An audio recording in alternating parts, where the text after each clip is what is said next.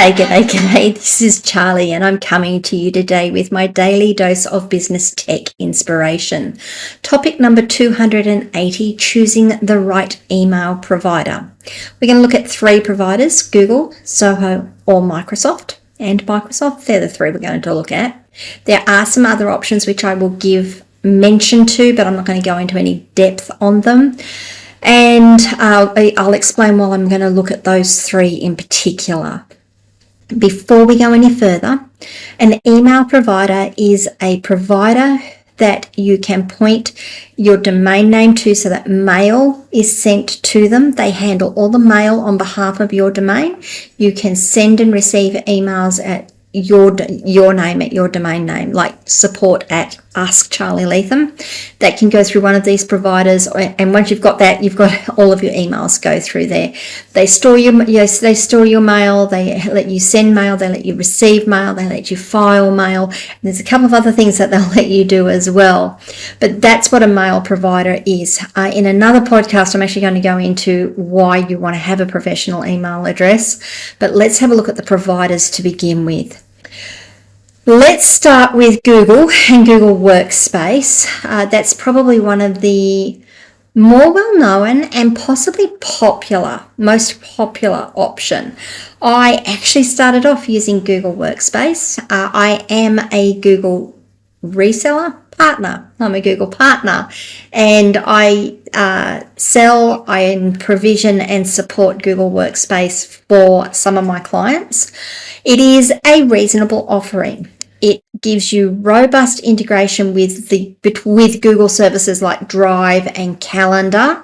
So when you send and receive email through basically the Gmail interface, you automatically get integration with Google Drive. So if you get an attachment in, it can be saved straight into Google Drive.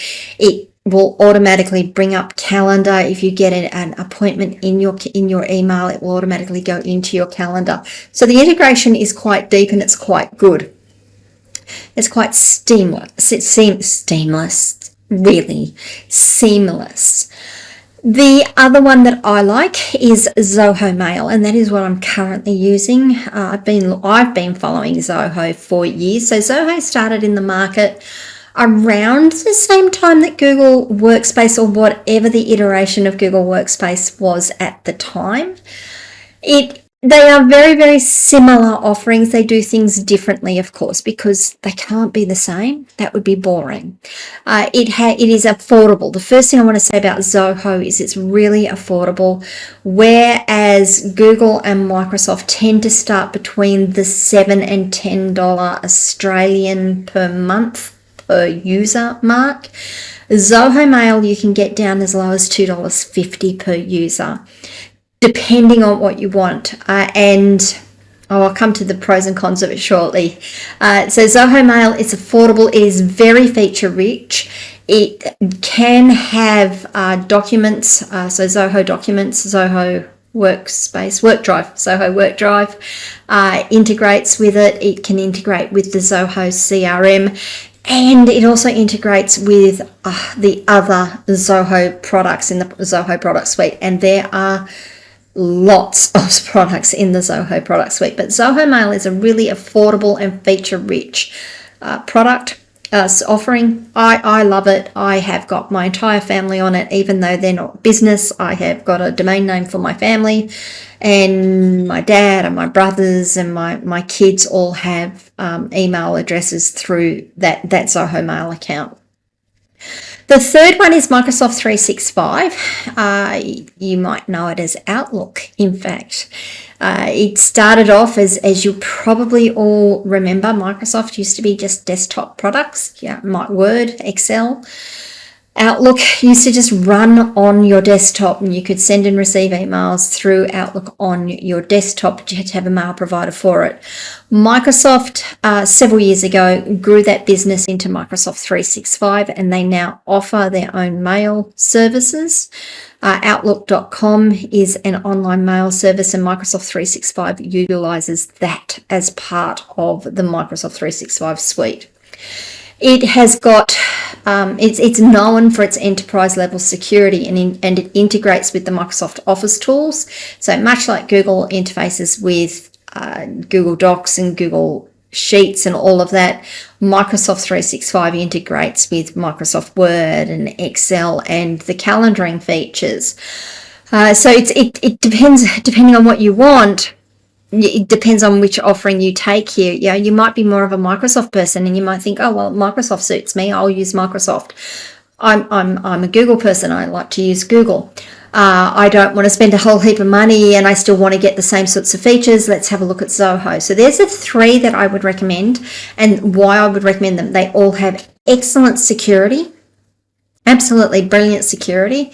Their spam features and their spam filtering is really good. Sometimes things get caught that shouldn't get caught, but you can normally train the spam filters to not catch the legitimate ones. They all have the ability to quarantine and release emails, I believe. Yes, they do. Yeah, they absolutely do. So they're all sort of, if I was to look at them in terms of a feature set, they all have very similar features. Some features are better than others, some are worse. It just depends. The other thing that I like about all three of these is they have storage and scalability. One of the big issues we used to have with email in the dim dark ages of the internet is we used to try and store our email on our web servers, and then we'd have to download them onto our computers, and all of our emails would be stored on our hard drives or our remote external drives. And if we lost the hard drive, we lost all of our emails, because that was the only place that they were, and that caused some amount of consternation for some of us. And the other thing is once we went to our mobile devices, let me turn it that way, our mobile devices, getting our emails on our phones and having the same set of emails on our phones that we see on our desktops, it became more and more problematic, trying to keep them synced up, making sure that, if I responded to something, just move that out the way. If I responded to something on my phone, was I going to see the response on my computer? Was it going to be in my sent mail folder on my computer? What other sorts of things was I missing out on? If I opened an email on my phone, did I open it on the server and just download it to my phone and it didn't download to my computer? That was a big one we used to have. So one of the things with mail service providers is the storage and scalability. They all come with reasonable storage to start with. Google Workspace starts at 15 gigabytes. Like, that's a lot of mail. Now, that 15 gigabytes is used between your mail storage and your doc storage, your drive storage. But that's still an awful lot of data to be storing, and that's all stored up on the Google servers. And it doesn't matter where you log in from. If you log in from your phone, if you log in from your computer, you get access to the same emails, the same documents. If you've moved it from a folder on your phone into another folder, or you've tagged it as something on your phone, when you log in on your computer, you get the same tagging, the same folders, all of it. Microsoft 365, just trying to think, I think it's a terabyte of storage that Microsoft 365 gives you. I think it's a terabyte. It's something hugely ginormous, and you can add more. For both of those, you can add more storage if you want to. Just depends on how much you want to pay for it. Zoho took a slightly different approach. They still have lots of storage. Their really small package starts at 5 gigabytes. So if you are just starting out, you want to save yourself some dollars, you can start at one of the smaller options and then increase. You can upgrade your options within Zoho Mail as well. So you can go to 5 to 10 to more. You can buy more storage as well. So storage and scalability is a big one. Security and compliance is the other one. So all three of these offer strong security features. People say that Microsoft 365 is often preferred for industries requiring strict compliance with data regulations, i.e. healthcare or finance. That's possibly true. I would strongly recommend that you get your security officer to do a good threat and risk analysis on that and make sure that that is absolutely true for your business. But they've all got strong security features. As I said, they've got great spam filtering. They've got good security features in terms of you can have two-factor authentication to log in.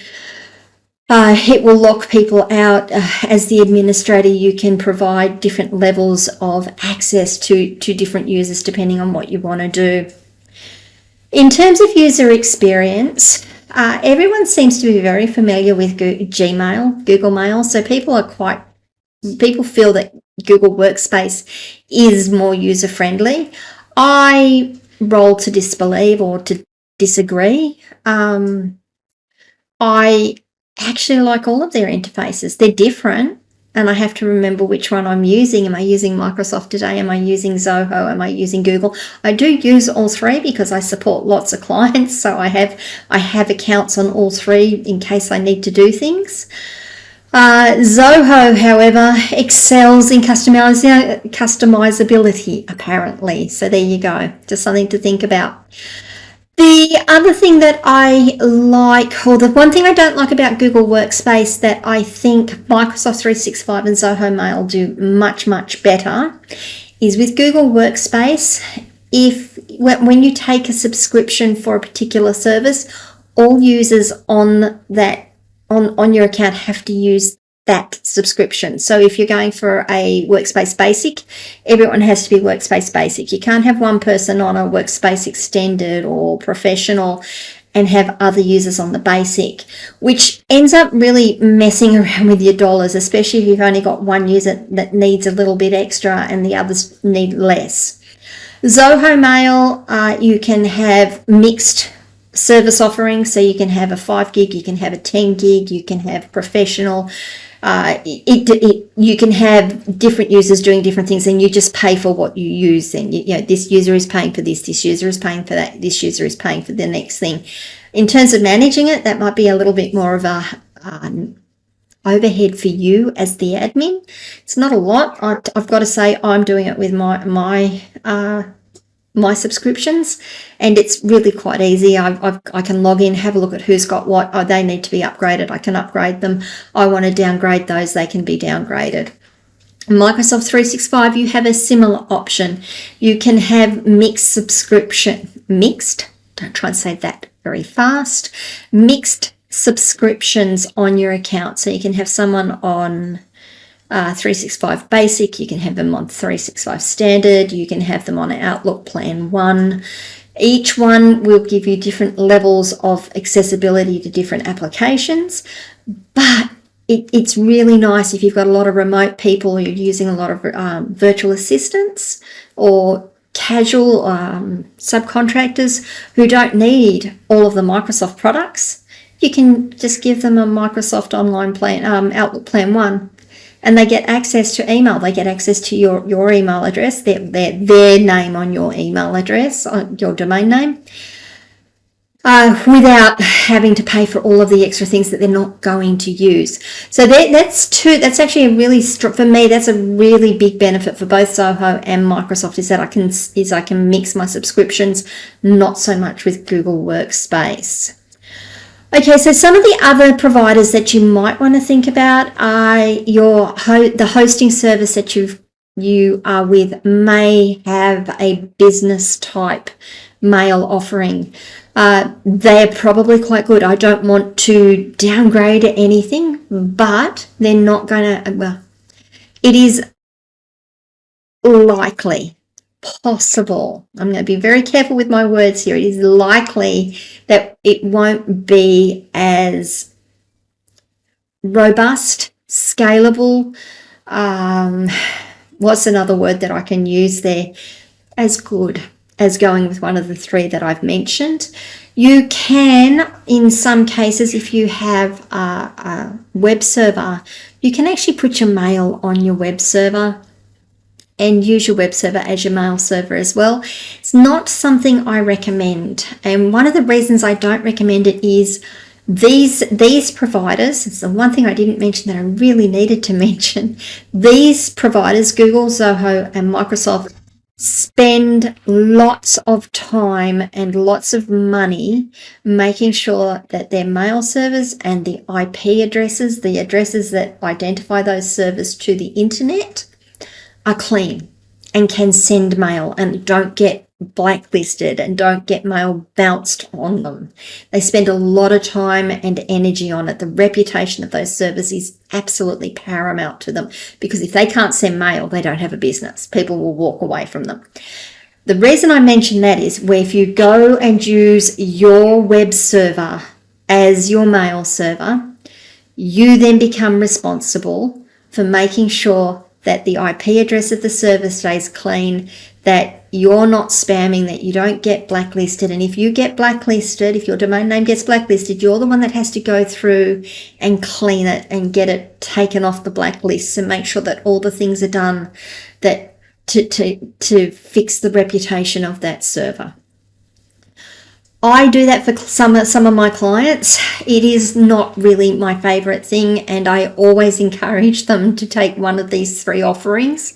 I absolutely totally get though, that if you're just starting out and you want one email address, maybe it's an okay way to go.